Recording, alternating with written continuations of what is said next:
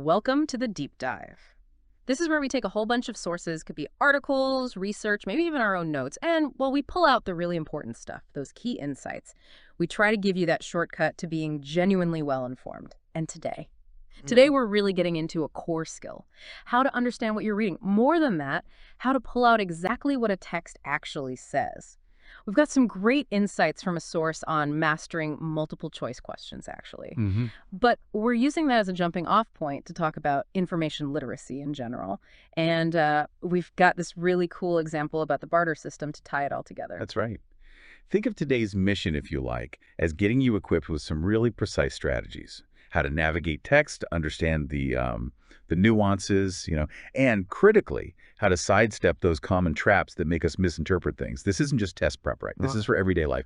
Reading the news, work stuff, even just understanding what someone's trying to tell you. And yeah, that's the tricky part, isn't it? How do you quickly figure out what's really being said versus what's just implied, or maybe what you assume is being said? Exactly. Eh, It's easy to jump to conclusions. Especially now with so much information flying around. Okay, so let's dig in.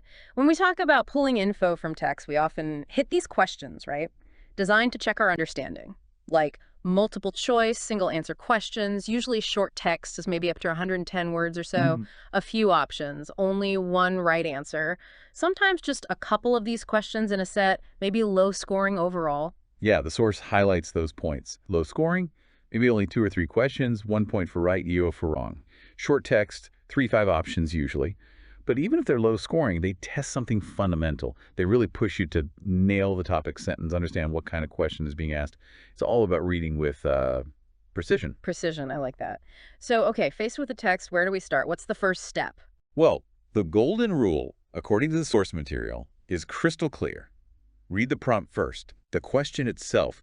Really try to understand what it's asking you before you dive into the text. Okay, read the prompt first. Why is that so vital? Because it sets your focus. It tells you what you're looking for. Think about it. You wouldn't just browse a huge database without a search term, right? Huh, no, that'd be madness. Exactly. The prompt is your search term. It guides your reading, helps you filter information. Are you looking for the main point, a specific detail, an inference? Knowing that upfront saves a ton of time and prevents you from getting sidetracked. Makes sense. Know your target before you start reading. And the source actually breaks down different types of prompts, doesn't it? Suggesting each one needs a slightly different way of looking at the text. Yes, exactly. There are about 5 key types identified, and understanding them helps you pick the right tool, so to speak. Okay, let's hear them. What's the first type? All right, type 1 is often something like, what is the main idea of the paragraph? Okay, the main point. Right. And the strategy here, find the topic sentence, usually it's near the beginning, read it really closely. That sentence typically spells out the paragraph's central theme, its controlling idea. The correct answer option will probably use synonyms, different words, but capture that same core meaning. The topic sentence is like your North Star for that paragraph. Got it. Find the topic sentence, understand its core message. What's next? Type 2 might ask, what is the purpose of the text? This one's a bit different. How so? Sometimes a text doesn't have one super obvious topic sentence. Maybe it just lists examples. So here, your strategy is to focus on those examples. What do they all point towards? You need to kind of synthesize them, put them into a broader category, that broader category or theme. That'll likely be one of your answer choices. So look at the specific examples and ask, what's the bigger picture here? Precisely. What common thread ties these examples together? All right, type 3. This one's very direct, according to the text. Like, according to the text, what happened next? Or according to the text, why did X occur? Straight factual recall. Pretty much. It's all about direct verification. Strategy, read the text carefully, then go through the answer options one by one. Eliminate anything that isn't explicitly stated or, very clearly supported by the text. No guesswork allowed. Absolutely none. No assumptions, no inferences. The answer has to be right there on the page, plain as day. Find the proof. Okay, clear enough. What about type 4? Type 4 is where it gets a little more interpretive. What can be inferred from the text? Ah, inference. Reading between the lines. Sort of, yes. Yeah. You are being asked to make a logical conclusion based on the information given. But, and this is really important, the evidence in the text should lead to a fairly obvious conclusion. It shouldn't be a huge leap. So a logical step, not a wild guess. Exactly. And a crucial warning here, drawn from the source. Be very careful about making inferences unless the question specifically asks for one. Many incorrect answers, especially in tests, try to trick you with conclusions that seem logical but aren't actually supported. That's a good trap to be aware of. Definitely. And the universal rule applies strongly here, too. Always find support in the text for the answer you choose. Even for an inference, there must be clear textual clues pointing directly to it. Always find support. Got it. And the last type, number 5. Type 5 is, according to the author. This asks about the writer's perspective or opinion. Okay, so what does the person who wrote this actually think?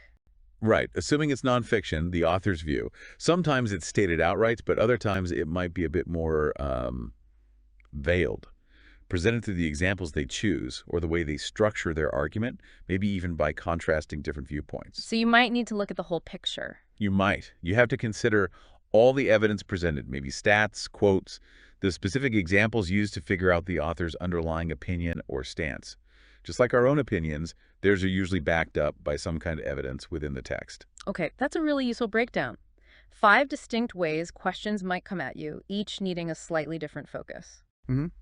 Main idea, purpose via examples, direct verification, careful inference, and author's viewpoint. Fantastic. Let's try putting this into practice. You mentioned an example about the barter system. Yes, let's use that. It illustrates these points really well. Okay, I'll read the text passage from the source. Everyone listen closely. A system of barter and trade is believed to have spread across the world in prehistoric times before the advent of money. To make the system work, it was necessary for 2 parties to agree on goods and services to be traded. For example, animal skins may have been traded for axes or other tools.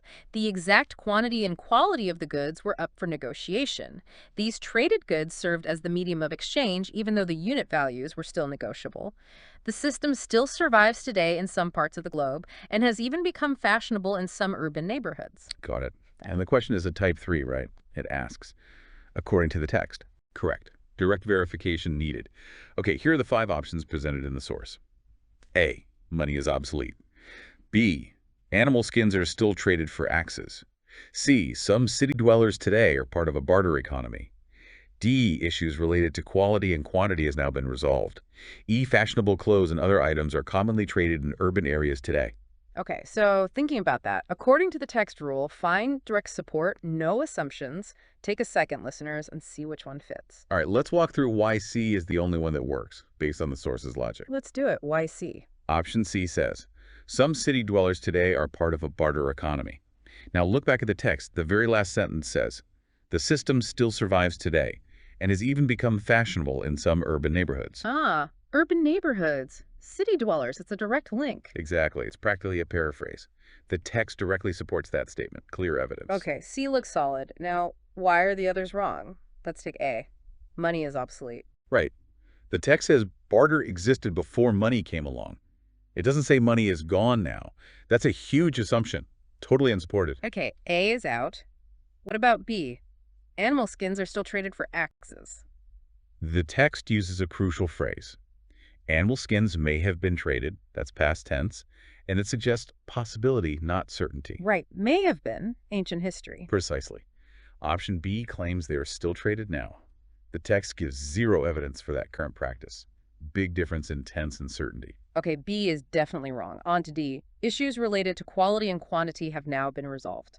The text actually says the opposite almost. It mentions quantity and quality were up for negotiation, and unit values were still negotiable. Negotiable, meaning not fixed, still discussed. Exactly.